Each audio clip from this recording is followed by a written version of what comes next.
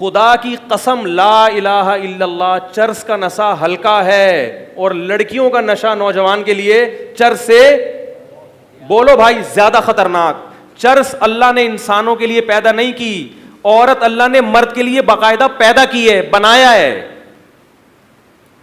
वो तो अल्लाह ने पैदा ही मर्दों के लिए की है, उसमें अट्रैक्शन अल्लाह ने रखी है ताकि तुम्हारी तबीयत उसकी तरफ माइल हो।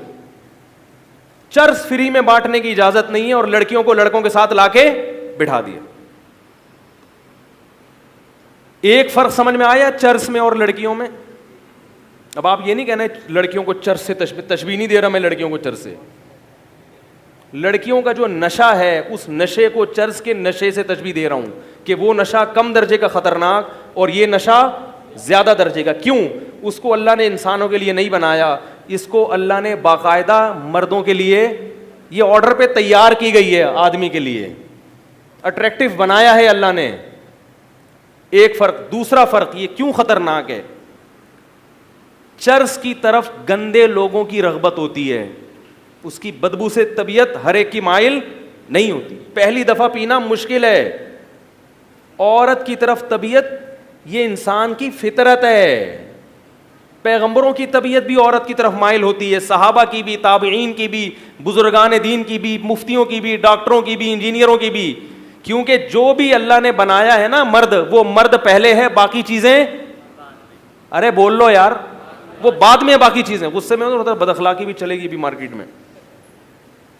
लोग कहते हैं क्या मजाक लगा के रखे, तो आदमी थोड़ा सा कुड़ता है ना कि हमारा कल्चर तबाह हो रहा है। वो तो दो चार काम करते हैं सियासी लोग, हमें पता नहीं होता कि हमारी नस्लें तबाह हो रही हैं और हमारे एहतजाज सड़कों पे होंगे। गैस चाहिए, बिजली चाहिए, बोलो पहले गैरत चाहिए, बाकी चीजें बाद में।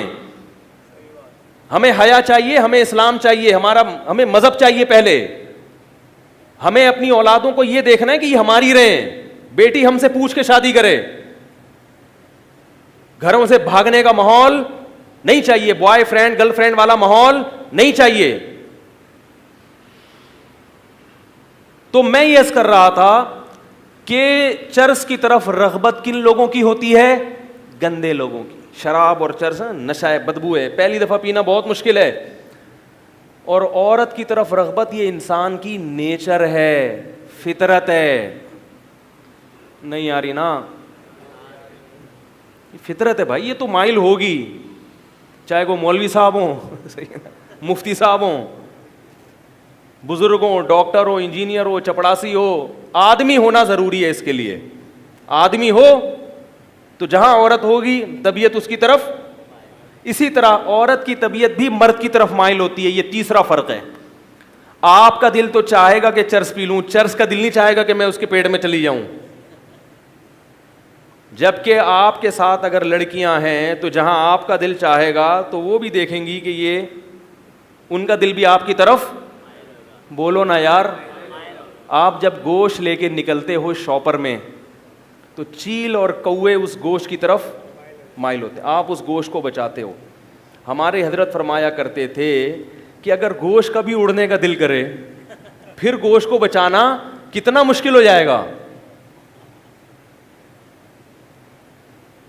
तो आपका दिल भी माइल और उधर से भी आंख मटक के शुरू। ये इस बात का इम्कान होता है, उसका दिल भी माइल और आपका दिल भी माइल। ये कौन सा, कितने फर्क हो गए? 3। चौथा फर्क, चर्स को हासिल करने का कोई हलाल रास्ता नहीं है। और इधर जब आप मखलूत माहौल में होगे या तो हराम की तरफ जाओगे, नहीं तो आपको पता है कि हलाल का ऑप्शन भी मेरे पास है। वो क्या है?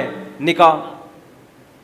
और ये जरूरी नहीं है कि जहां आप चाहते हो वहां हो भी जाए, ये जरूरी नहीं है।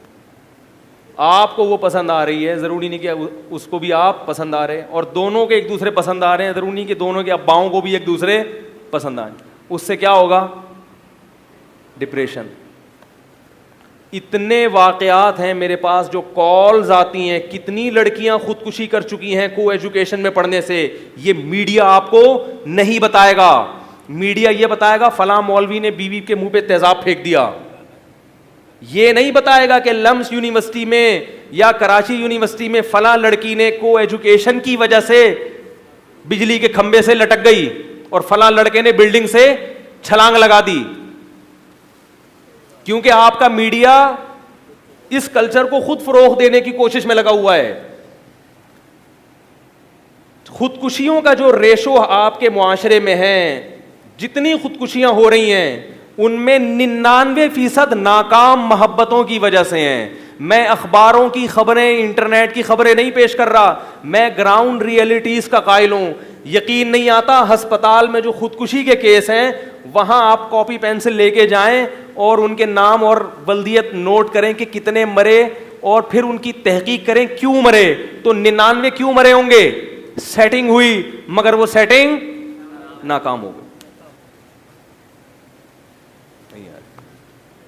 कितने फर्क हो गए चर्च में और लड़की में? तो मैं लड़कियों को चर्च पे कयास नहीं कर रहा, मैं तो ये बता रहा हूं कि लड़कियां चर्च नहीं हैं, तो उनको नहीं है वो, बल्कि उनसे ज्यादा खतरनाक हैं। और लड़की के लिए मर्द चर्च से ज्यादा खतरनाक है। 4-5 लड़कियां पढ़ रही हो जो इधर उधर आंख मटक के ना कर रही हो हैं, मैं किसी पे बदगुमान होने की आपको इजाजत नहीं दे रहा कि जो को एजुकेशन में वो गलत हैं, ये हरगिज मतलब नहीं है। वो तो आप फ्री में भी चर्च बांटना शुरू कर दें तो सारे नहीं पिएंगे, लेकिन इसका नुकसान बहुत ज्यादा हो रहा है।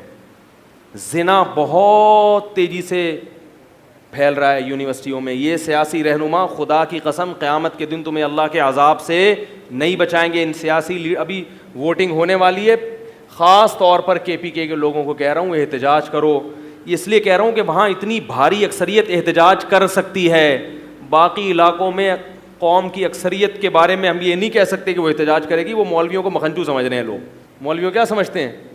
मखनचू हैं, बेवकूफ़ लोग हैं। पता नहीं अमेरिका कहाँ से कहाँ पहुँच गया, ये इसी पर लगे हुए कि लड़कों को लड़कियों के साथ ना बिठाओ। अल्लाह के बंदो, तालीम का इससे क्या ताल्लुक़ है कि साथ अलग अलग बैठ के नहीं पढ़ सकते? ज़्यादा अच्छी तरह पढ़ेंगे।